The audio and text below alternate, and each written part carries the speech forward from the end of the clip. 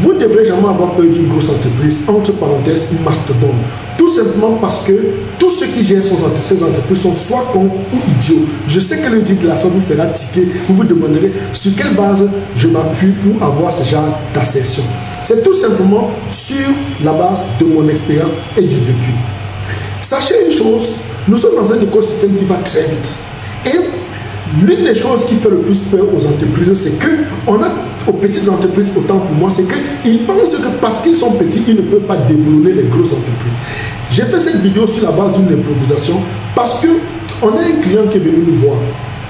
Lors de nos échanges, il nous expliquait comment il est dans une dynamique où il est trop petit et pour émerger, autour de lui, il y a des très grosses entreprises. Et la seule solution pour lui de voir le jour bien d'être un jour grand, c'est soit de se faire ravaler une entreprise un peu plus grande ou rentrer dans un genre de partenariat qui ne l'arrange véritablement pas. Mais dans l'optique de faire vivre son entreprise. Je lui ai dit non, tu n'as pas besoin. Et je lui démontrais par A plus B comment tous ceux qui gèrent les grosses entreprises sont tels que je l'ai dit, soit cons ou des idiots. Je vous donne un exemple très simple. Nous avons dans notre écosystème des entreprises que nous avons connues. Le cas de Nokia, une très grosse entreprise qui produisait 3 millions de téléphones par an. Mais qu'est-ce qui s'est passé? Apple, une toute petite start-up créée dans un garage, est venue faire tomber la grosse entreprise, la mastodonte Nokia. On a encore autour de nous, essentiellement, prenons le cas de l'Europe, les taxis étaient des rois. Les taxis étaient des maîtres. Même dans notre écosystème, au Cameroun, je vous fais cette vidéo, les taxis dans les années 80 étaient des rois. Ils faisaient le chantage à tout le monde. Mais une petite entreprise créée dans une chambre d'étudiants est venue aujourd'hui faire tomber pratiquement ou bien faire vaciller le système de taxis. On parlera également essentiellement Uber. Dans notre écosystème, on parle de Django et autres entreprises. Voilà deux exemples typiques. On a également le cas des entreprises qui, pendant longtemps, étaient des maîtres. Le principe unique et exceptionnel du système bancaire. Tout le monde sait, jusqu'aujourd'hui pour certains, savent que le système bancaire, c'est le système qui contrôle l'économie mondiale. Et on ne pouvait rien faire sans le système bancaire. Mais curieusement, on a des petites entreprises qui sont nées dans des porte-monnaies, qui sont nées dans des petites chambres, qui ont lancé sur pied la crypto-monnaie. Et aujourd'hui, les banques centrales sont en train de voir dans quelle mesure insérer la crypto-monnaie dans leur système. Tout simplement pourquoi ces banques ont fini par comprendre que ces petites entreprises sont en train de les déstabiliser. Et il ne faut pas oublier qu'au début de la crypto-monnaie, toutes ces grosses banques sont rentrées dans un système de sabotage et tous les médias disaient que les crypto-monnaies ne dureront pas 2 jours. On a également un système dans notre écosystème qui fait en sorte que jusqu'à aujourd'hui, il y a des parents qui ont déposé les titres fonciers dans les banques juste pour avoir des crédits parce que c'est le système ou bien c'est le modèle qu'on leur avait vendu. Et on a des parents qui ont perdu des terrains, qui ont perdu des immeubles parce que les banquiers ont créé des mécanismes pour pouvoir les éloigner et puis s'accaparer de ces biens.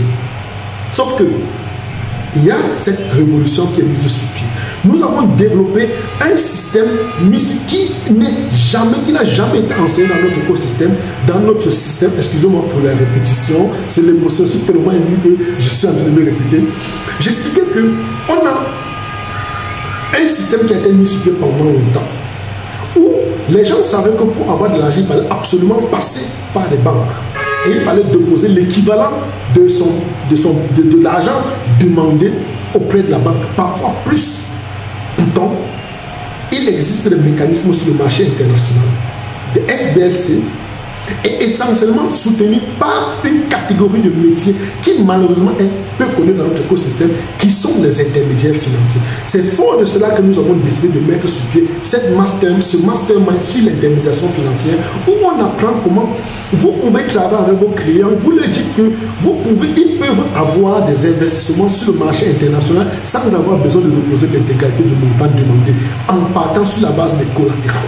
Il faut savoir en plus quoi. Lorsqu'on parle de collatéral, on demande à quelqu'un qui a besoin de, par exemple, 1 milliard, de déposer l'équivalent d'1 milliard pour avoir un prêt. Moi, je dis toujours, c'est l'une des choses les plus connes et idiotes parce que comment me demander de déposer 1 milliard pour un investissement ou après, toi le banquier, tu auras une commission sur les 1 milliard que tu m'as donné.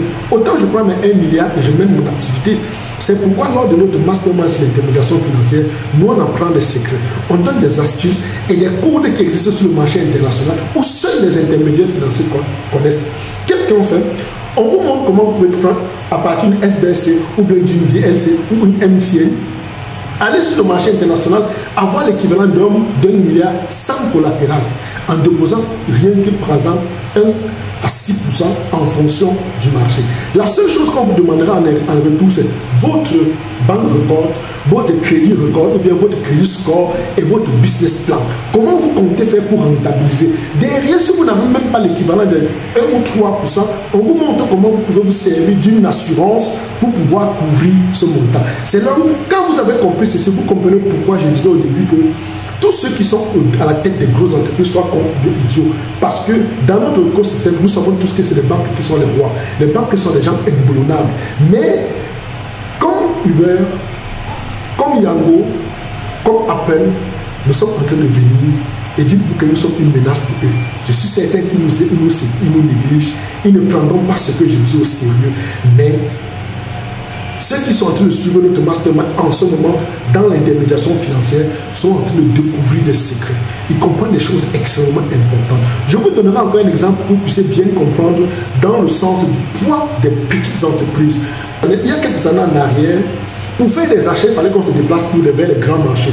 Et nos commerçants nous faisaient tout le chantage. Mais aujourd'hui, l'e-commerce est en train de faire des merveilles. L'e-commerce est en train de déstabiliser ces commerçants au point où vous êtes dans votre salon, vous commandez une marchandise qui vient directement de la Chine grâce à l'internet, vous le recevez devant votre porte, vous n'avez plus besoin d'aller subir les caprices d'un commerçant sur le marché. C'est le même principe que nous mettons sur pied avec notre mastermind sur l'intermédiation financière. Je sais que nos banquiers nous regardent en rigolant.